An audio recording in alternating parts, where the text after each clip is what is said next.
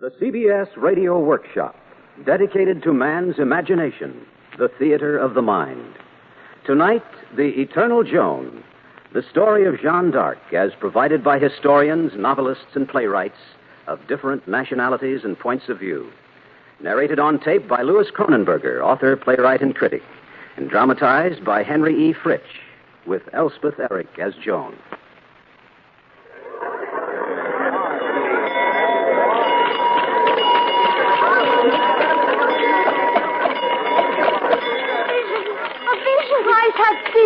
Saint Margaret, have pity. Pray for her, holy saint. Oh, Lord God, have mercy on her. Burn the witch! After the witch! Water up the soldier! Hide on the wall! Burn her! Let's get it over with. Burn her to the end!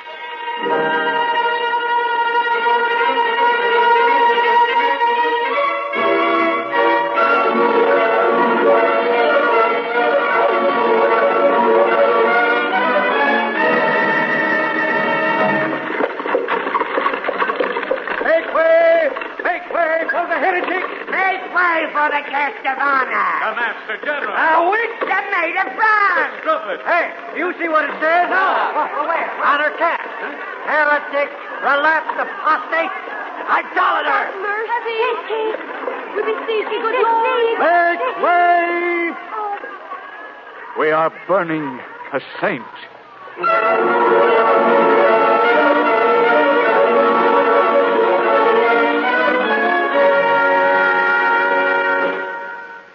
This was the old market square in the French city of Rouen on the morning of the 30th of May, 1431. The occasion was the burning of a young peasant girl, not much past her 19th birthday. Her name was Jeannette. Her family name was d'Arc. First without an apostrophe, then with one, after Joan had got her family ennobled. We now know her as Jeanne d'Arc, or in the English equivalent, Joan of Arc. Joan died a fearful death on that pleasant May morning more than 5 centuries ago. She was tied to a wooden stake, standing on a pile of kindling and firewood, and slowly charred. She had first been excommunicated by her church.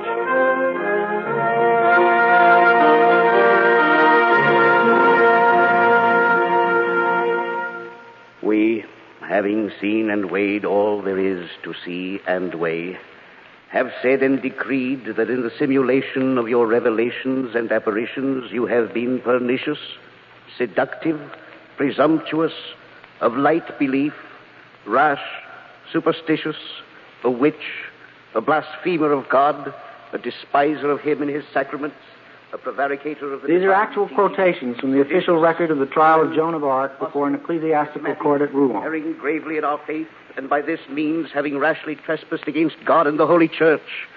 Therefore we denounce you as a rotten member which must be cast out and given over to the secular power.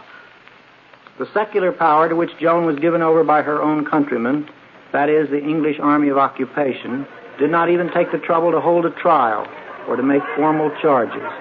Her sentence took less than a minute. What now, priest?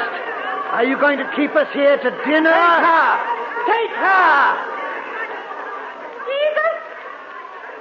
Jesus! The cross!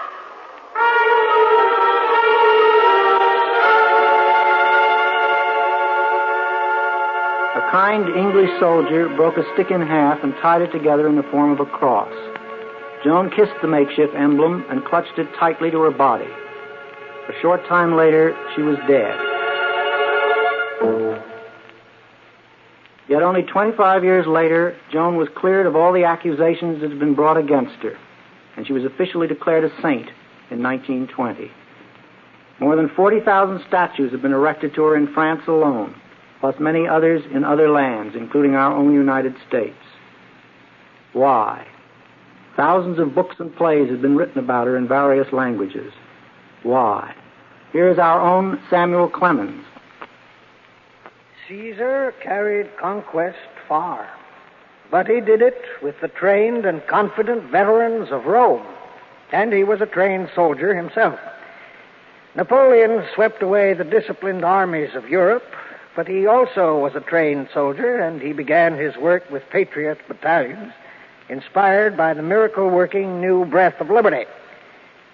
Joan, a mere child in years, ignorant, unlettered, a poor village girl, unknown and without influence, found the great nation lying in chains, helpless and hopeless under an alien domination.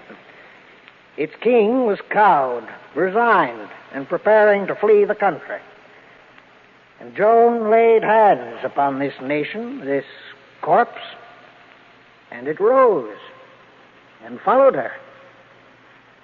But this point alone is not enough to explain the universal appeal which Joan the Maid has had for all the world. Yes, even for the Marquesas Islanders in the Pacific, who to this day are convinced that the English ate Joan, or else why would they have wanted to roast her? There's little doubt about the bare facts, since fortunately complete records of Joan's long trials have come down to us. But for the touchstones of human understanding, we have to turn to those who have tried to interpret Joan on the basis of individual insight. Her historians, novelists, and playwrights of different nationalities and points of view. I'll start at the beginning. It's always nicer at the beginning. I'll begin with my father's house when I was still very small. I'm in the meadow now, watching my sheep. It's the first time I hear the voices after the evening Angelus. That was the voice of Joan herself, describing her first experience with the mystic powers that controlled the rest of her short life. The scene is taken from the play The Lark, written by Jean Arnoux of France and adapted by Lillian Hellman. I still wear my hair in a thick braid. I'm not thinking of anything.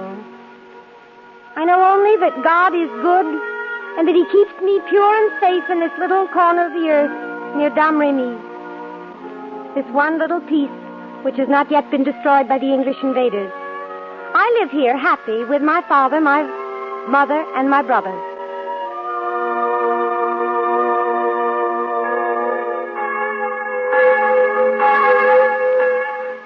Then suddenly, someone behind me touched my shoulder.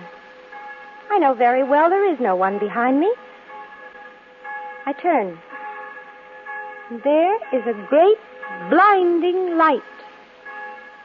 The voice is grave and sweet. I never heard that kind of voice before. That day, the voice only said, "Be a good girl, Joan, and go often to church." Well, I was good, and I did go often to church, so I didn't understand why the voice spoke that way, and I was frightened. But I didn't tell anybody. I don't know why.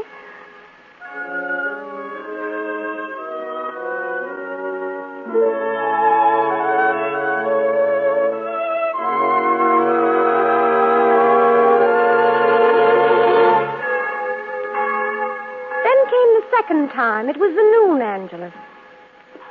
A light came over the sun and was stronger than the sun.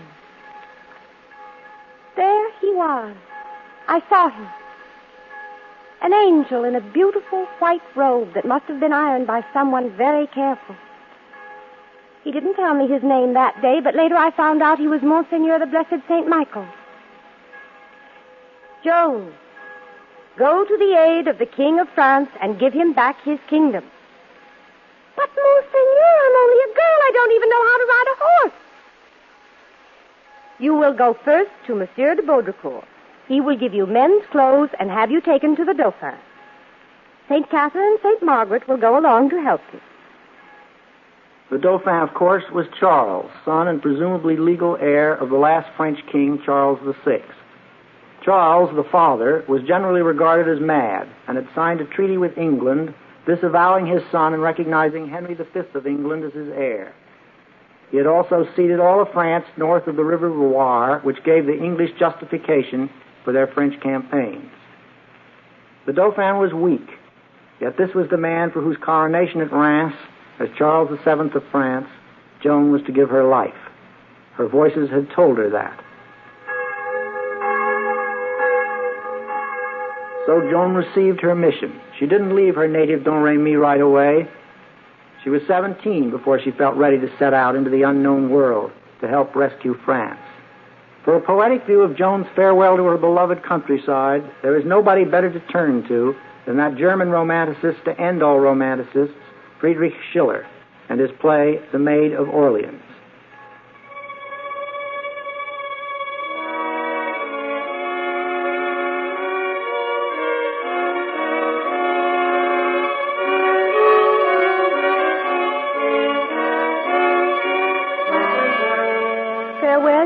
mountains, ye beloved glades, ye lone and peaceful valleys, fare ye well. Through you Johanna nevermore may stray. Johanna goes and ne'er returns again. Such is to me the Spirit's high behest. To Gaul's heroic sons deliverance bring. Relieve beleaguered realms and crown thy king.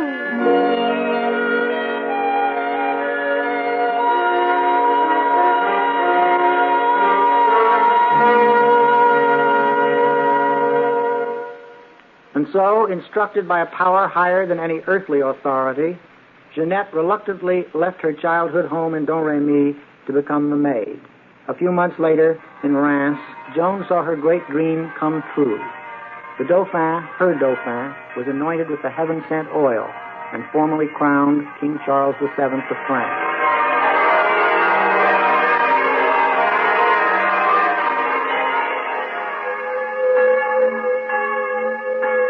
When Joan left home, Papa Jacques and Mama Isabel knew only that their daughter was going to visit her favorite uncle in the village of Bury. But Bury was near Vaucouleurs, the residence of Messire Robert de Baudricourt, whom the Archangel had directed Joan to see as the first step in her mission. The actual meeting, when it took place, may well have been one of the most hilarious interviews of all time. Here is the version of Bernard Shaw, whose play St. Joan is generally regarded as the classic interpretation of Joan's character and behavior. The loud voice is that of the captain, Sire Robert de Baudricourt. But the first voice is that of his unhappy steward, fresh out of eggs. Sir, I tell you there are no eggs. There will be none. Not if you kill me for it as long as the maid is at the door. The maid? What maid? What are you talking about? The girl from Lorraine, sir.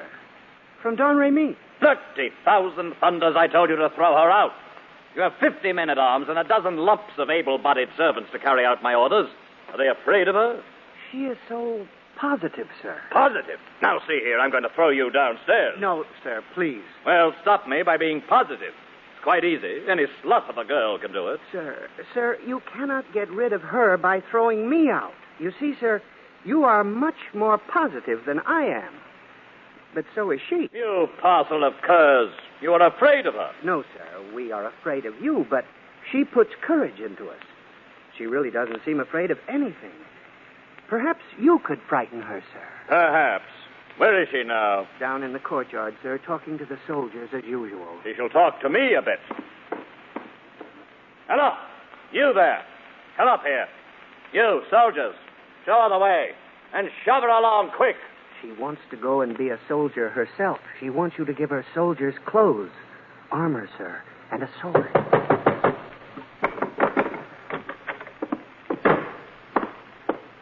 Good morning, Captain Squire. Captain, you are to give me a horse and armor and some soldiers and send me to the Dauphin. Those are your orders from my lord. Orders from your lord? And who may your lord be? Go back to him and tell him that I am neither duke nor peer at his orders. I am Squire of Baudricourt, and I take no orders except from the king. Yes, Squire, that's all right. My lord is the King of Heaven. Why, the girl's mad. They all say I'm mad till I talk to them, Squire.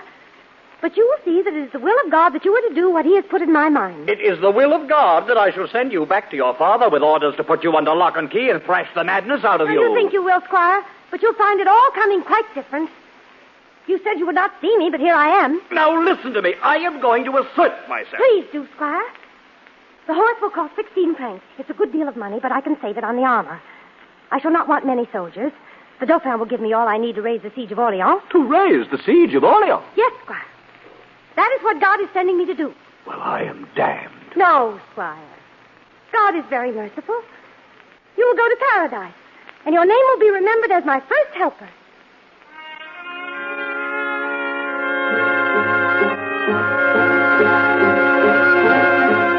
Joan got her horse, her equipment, and her escort. But when her small party arrived at Chinon after a hard ride through 350 miles of winter landscape, she still faced her main problem. How was she, a poor, illiterate country girl, going to get an audience with the Dauphin himself? News of her arrival at Chinon finally reached even the ears of the Dauphin, and Joan was in the end admitted to the court. But to make sure that she was really divinely inspired, Charles and his courtiers decided to play a trick on her. Someone else would sit on the throne and pretend to be the Dauphin, while Charles himself would hide in the crowd of attendants, making himself inconspicuous. Here are two versions of what happened when Joan entered the royal hall of the chateau at Chinon. The first is that of Schiller. As Joan enters, she surveys the resplendent hall, then looks up at the army commander, Dunois, who in this version is impersonating the Dauphin on his throne. Dunois welcomes her. Art thou the wondrous maiden? Dunois of Orleans, thou wilt tempt thy God. This place abandoned which becomes thee not. To this more mighty one the maid is sent. Joan walks firmly toward the Dauphin, who is peering from behind the back of a knight. She kneels before him. Charles is understandably surprised. Maiden, thou ne'er hast seen my face before. Whence hast thou this knowledge? Thee I saw when none beside save God in heaven saw thee. Bethink thee, Dauphin, in the bygone night when all around lay buried in deep sleep, thou from thy couch didst rise and offer up an earnest prayer to God. Disclose to me my prayer, and I shall doubt no more that God inspired thee. Thou didst pray that if there were appended in this crown unjust possessions, or if heavy guilt occasioned this most lamentable war, God would accept thee as a sacrifice, have mercy on thy people, and pour forth upon thy head the chalice of his wrath. Who art thou, mighty one? Whence comest thou? Shall I indeed withstand mine enemies? France I will lay submissive at thy feet. And Orleans, sayest thou, will not be surrendered? The Loire shall sooner run its waters back. Shall I in triumph enter Reims? I through 10,000 foes will lead thee.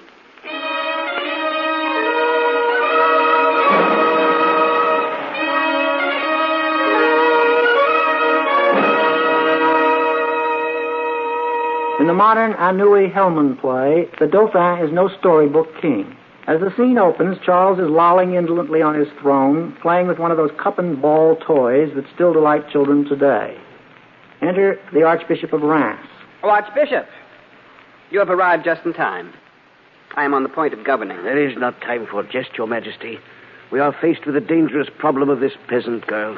The people are in love with her. They are convinced that God has sent her to you and that she alone can save France. They think she works miracles. I have sympathy for them. They are as desperate as I am. As for this girl, I have no curiosity about her. I know too many people as it is, and a messenger from God doesn't sound very amusing. But I want to be a good king and please my people, therefore I shall see this girl. I think I might like to play a trick on her. Let's put a page upon the throne. Let's clothe him in the royal doublet with the fewest patches. He'll look better than I do. And let us enjoy the sight of God's envoy pleading her cause to a page boy. And so, when Joan timidly enters the throne room, it's a young court attendant who is impersonating the Dauphin. She sees through the deception, however, just as quickly as she did in the case of Dunois in Schiller's play. She surveys the crowd and walks straight to Charles, who tries to run from her. What do you want? Noble Dauphin, I am Joan the maid. The King of Heaven has sent me to tell you that you must be anointed and crowned in the city of Reims. Well, that is splendid, mademoiselle, but Reims is in the hands of the English as far as I know. How shall we get there? We will fight our way there, Noble Dauphin. First we will take Orleans, and then we will walk to Reims. God told me, Noble Dauphin. You haven't come here to kill me? No. No, of course not. You have an honest face. I've lived so long with these pirates that I've almost forgotten what an honest face looks like. Are there many people who have honest faces? Many, sire. No, I never see them. Well, all right. Start boring me. Tell me that I ought to be a great king. Yes, Charles.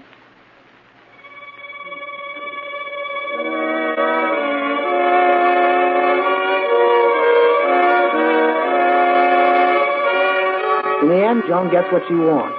Her army, her appointment, and a dazzling white suit of armor especially made for her. Joan's effect upon the English troops, who had been just about invincible until she appeared, is described by Schiller. The voices are those of English soldiers, except for the rather heart-rending lament of their commander, Sir John Talbot. The maiden in the camp. Impossible. It cannot be. How comes she in the camp? Why, from the air. The devil ate her. Why? We're dead men. They heed me not. They stay not at my call. The sacred bonds of discipline are loose. I cannot rally even the smallest troop. Who is she then? The irresistible, the dread-inspiring goddess who doth turn at once the tide of battle and transform to lion's bold a herd of timid deer. A woman snatched from me all martial fame. The maiden comes. Fly, General. Fly! Well, as we know, the army with which Joan took the field did liberate Orleans, and within a few months had cleared the road to Reims so that the Dauphin could be properly consecrated King of France. Joan's army then turned to liberate Paris, but the siege of Paris was called off.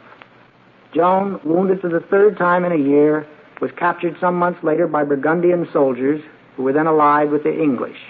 The Burgundians sold her to the English command for 10,000 French pounds, a sum normally paid only for the highest nobles. The English, in turn, handed Joan over to a French ecclesiastical court convened in English-occupied Rouen for trial on charges of sorcery, witchcraft, or anything else that would lead to excommunication. The idea was that once Joan had been convicted on any such charge by her own countrymen, the English would be free to condemn and execute her for the damage she had caused them. And that's the way it worked out.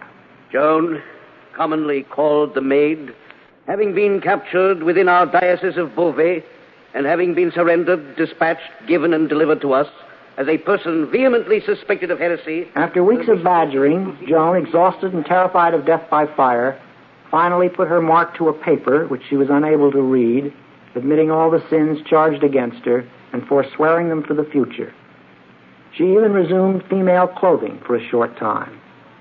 But when she found out that her promised acquittal would mean only life imprisonment on a diet of bread and water, the bread of sorrow and the water of affliction, as the judges put it, she decided that she preferred a swifter death, however horrible. Bernard Shaw describes her so-called relapse like this.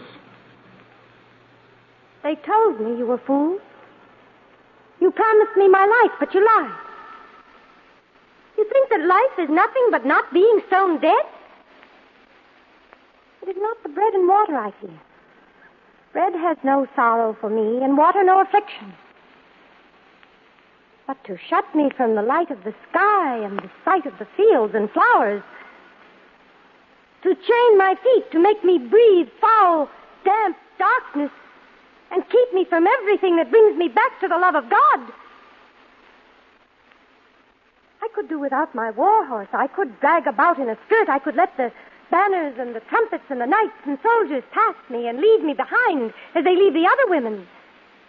If only I could still hear the wind in the trees, the larks in the sunshine, the young lambs crying through the healthy frost, and the blessed church bells. But without these things I cannot live.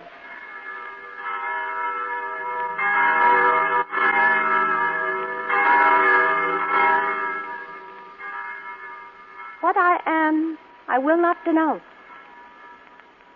What I have done, I will not deny. And we still have from Joan what is perhaps the most touching answer ever given to a life and death question in the history of Inquisition.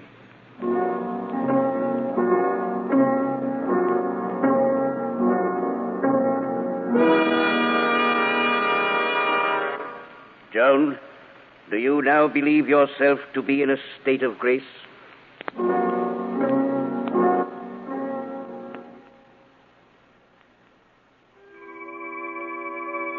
If I am not, may God put me there.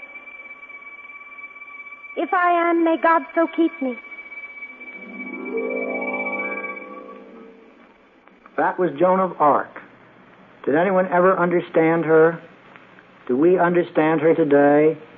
Perhaps Jean Anouilh said it best.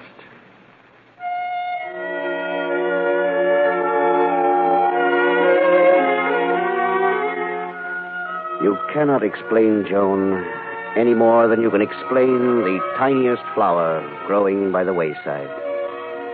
There's just a little living flower that has always known, ever since it was a microscopic seed, how many petals it would have and how big they would grow, exactly how blue its blue would be, and how its delicate scent would be compounded. There is just the phenomenon of Joan, as there is the phenomenon of a daisy, or the sky, or a bird. What pretentious creatures men are, if that is not enough for them.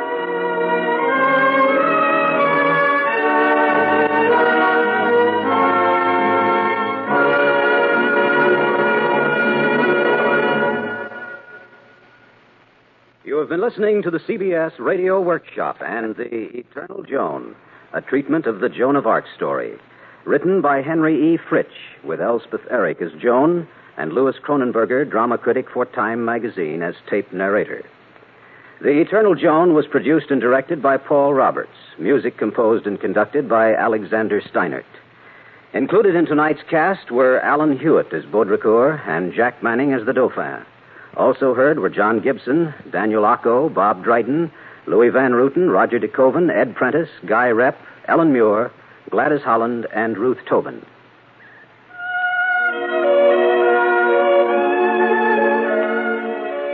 This is Bob Hite inviting you to join us next week when, from Hollywood, we'll present A Portrait of Paris, a word picture of the French capital, recorded by David Schoenbrunn, chief of the Paris Bureau of CBS News.